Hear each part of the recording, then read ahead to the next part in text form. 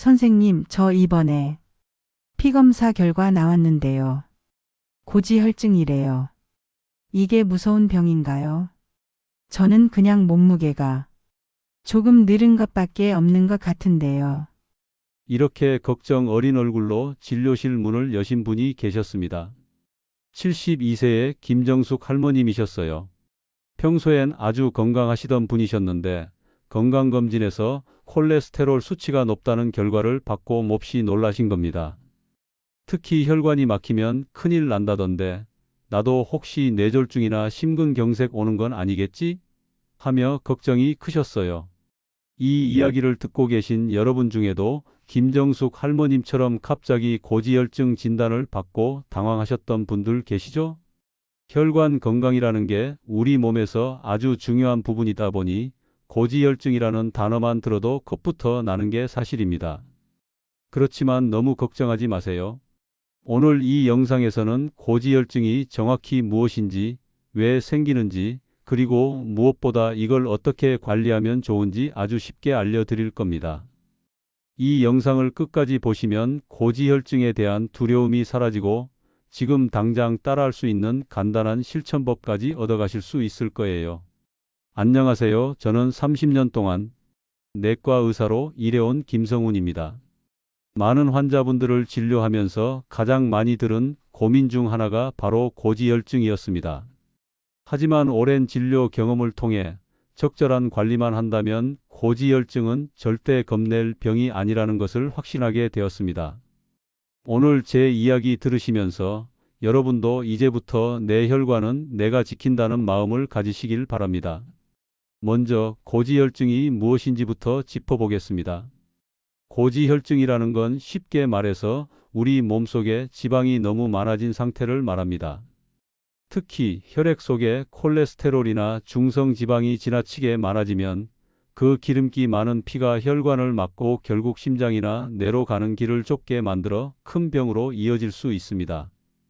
그런데 여기서 중요한 건요, 고지혈증은 처음엔 아무 증상이 없다는 겁니다. 그래서 많은 분들이 건강검진을 통해서 알게 되죠. 그때부터 걱정이 시작됩니다. 하지만 걱정만 하지 마시고 오늘 알려드릴 방법들을 실천해 보세요. 여러분의 혈관 건강은 정말 놀랄 만큼 좋아질 수 있습니다. 이제 본격적으로 고지혈증을 다스리는 3가지 핵심 실천법을 알려드릴 텐데요. 하나하나 따라 하시면 분명 몸의 변화를 느끼실 수 있을 겁니다. 첫 번째는 식습관 바꾸기입니다. 두 번째는 몸을 움직이는 생활, 그리고 세 번째는 마음관리입니다. 첫 번째, 식습관 바꾸기입니다. 고지혈증을 이야기할 때 빠지지 않는 것이 바로 지방이죠. 하지만 여기서 중요한 건 무조건 기름진 음식을 피하는 게 아니라 좋은 기름과 나쁜 기름을 구분하는 것입니다. 나쁜 기름은 튀김류, 가공육, 버터, 마가린처럼 고체로 굽는 기름들입니다. 이런 것들은 혈관 벽에 기름때를 끼게 만들어 고지혈증을 악화시킵니다. 반면 좋은 기름도 있어요. 등 푸른 생선에 들어있는 오메가3 지방산, 올리브유, 아보카도 같은 식물성 기름은 오히려 혈관을 깨끗하게 해주고 콜레스테롤 수치를 낮춰줍니다. 그럼 여기서 아주 중요한 팁 하나 알려드리겠습니다. 오늘부터 바로 집에서 사용하는 식용유부터 바꿔보세요. 집에서 요리하실 때 가장 흔히 쓰는 식용유도 다시 한번 살펴볼 필요가 있습니다. 보통 마트에서 쉽게 구할 수 있는 일반 식용유는 옥수수유, 콩기름, 해바라기유처럼 정제된 식물성 기름이 대부분인데요. 이들 기름은 정제 과정에서 우리 몸에 이로운 영양소가 거의 제거되고 고온에서 조리할 경우 쉽게 산화되어 혈관 건강에 해로운 물질을 만들어낼 수 있습니다. 또한 지나치게 많이 섭취하게 되면 중성지방과 나쁜 콜레스테롤 수치를 높이는 원인이 되기도 합니다. 그래서 가능하면 일반 식용유 대신 올리브유나 아보카도유로 바꾸어 보시는 걸 추천드립니다. 올리브유는 대표적인 불포화 지방산이 풍부한 기름으로 심장질환 예방과 혈관 청소에 도움을 주는 건강한 기름입니다. 특히 엑스트라 버진 올리브유는 샐러드 드레싱이나 생으로 섭취할 때 가장 효과적입니다. 볶음 요리에는 라이트 올리브유를 사용하시면 좋습니다. 또한 아보카도유는 고온에서도 산화에 강해 튀김이나 구이 요리에 적합합니다. 풍부한 비타민 E와 오메가9 지방산 덕분에 염증 완화와 혈관 탄력 유지에도 도움이 됩니다. 이처럼 조리에 사용하는 기름 하나만 바꿔도 여러분의 혈관 건강에 큰 차이를 만들 수 있습니다. 오늘부터라도 집에 있는 식용유를 점검해 보시고 천천히 건강한 기름으로 바꿔보세요. 작은 변화가 큰 건강으로 이어집니다. 또한 매 끼니 식단에 채소를 2가지 이상 넣어 보세요. 익힌 채소든 생채소든 괜찮습니다. 섬유질이 풍부한 채소는 장 속에서 지방을 흡수하지 못하게 막아주고 혈당과 콜레스테롤 수치를 함께 낮춰줍니다. 그리고 또 하나 중요한 건 탄수화물 줄이기입니다. 많은 분들이 기름이 문제지 밥은 괜찮잖아 하시는데 실제로 하얀 밥이나 빵, 떡과 같이 설탕이 많이 들어있는 이런 정제 탄수화물 음식들도 중성 지방을 높이는 주범입니다. 흰밥보다는 현미밥이나 잡곡밥으로 바꾸고 군것질은 견과류나 두유, 소량의 과일로 대신해 보세요. 두 번째 실천법은 몸을 조금씩 움직이는 것입니다. 꼭 헬스장에 가서 땀을 뻘뻘 흘려야 운동이 아닙니다. 우리 몸은 하루 30분 정도만 가볍게 걷거나 집에서 스트레칭만 해도 혈액순환이 좋아지고 혈관 속에 기름때가 덜 끼게 됩니다. 중요한 건 매일 꾸준히 하는 겁니다. 특히 식사 후 30분 정도는 소화를 돕고 혈당 상승을 막기 위해 가볍게 걷는 게 아주 좋습니다. 매일 하면 가장 좋겠지만 힘드신 분들은 주 3회 정도라도 꼭 실천해 보세요. 하는 것과 안 하는 것의 차이는 매우 큽니다. 만약 혼자 운동하는 게 힘드신 분은 친구나 가족과 함께 약속을 정해 산책을 하세요. 서로 격려하면서 운동하면 더 즐겁고 꾸준히 하기도 쉬워집니다. 세 번째는 마음 다스리기입니다. 의외로 많은 분들이 스트레스로 인해 콜레스테롤 수치가 올라가는 것을 경험하십니다.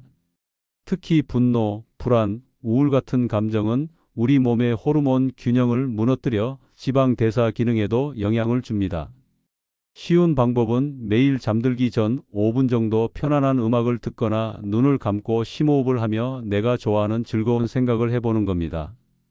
이런 간단한 명상이나 호흡법은 마음을 안정시키고 스트레스를 줄여줘서 혈관 건강에 도움이 됩니다. 무엇보다 긍정적인 생각과 즐거운 마음이 제일 좋은 약이라는 것 항상 기억해 주세요.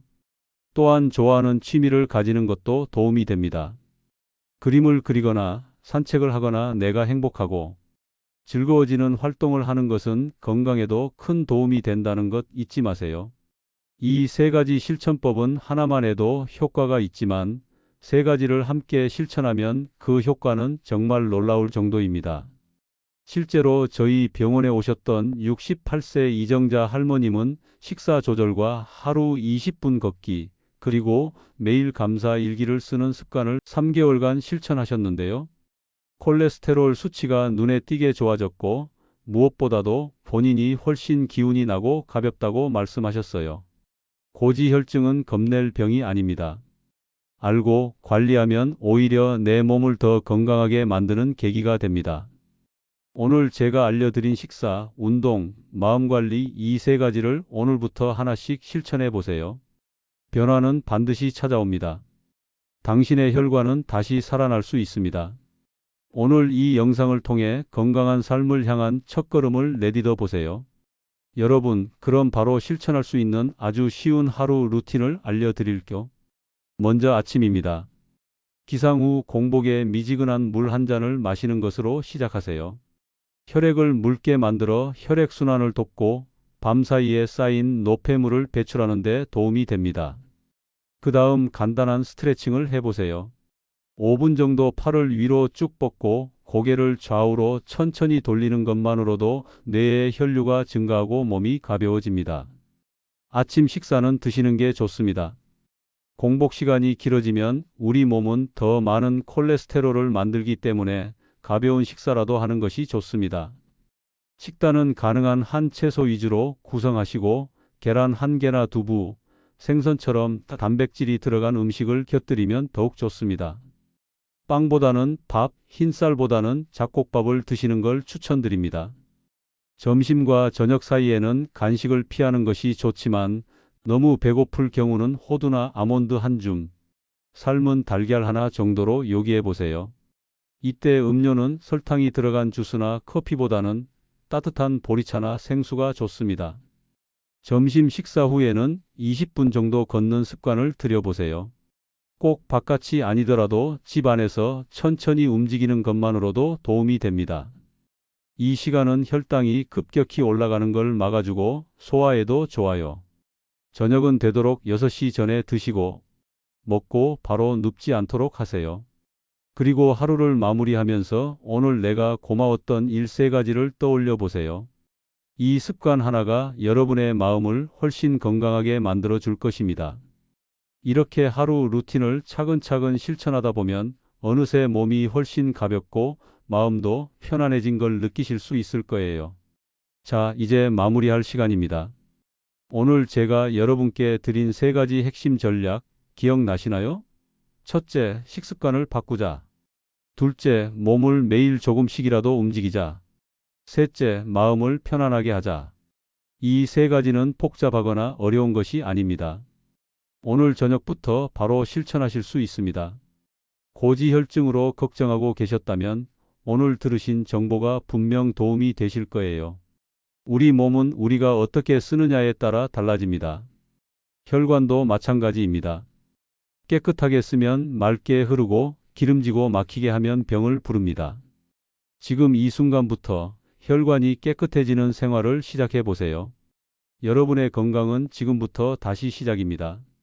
이 영상이 도움이 되셨다면 좋아요와 구독 부탁드립니다. 이 정보를 가족이나 친구들과도 꼭 나누어 주세요. 고지혈증은 혼자만의 문제가 아니라 우리 모두의 문제입니다. 함께 실천하면 더 건강한 내일이 옵니다. 저는 앞으로도 여러분의 건강을 지키기 위한 정보들을 계속해서 전해드릴 예정입니다. 다음 영상에서도 꼭 다시 만나 뵐 수 있길 바랍니다. 구독 눌러주시고 다음 영상도 꼭 확인하세요. 건강한 하루 되세요. 감사합니다.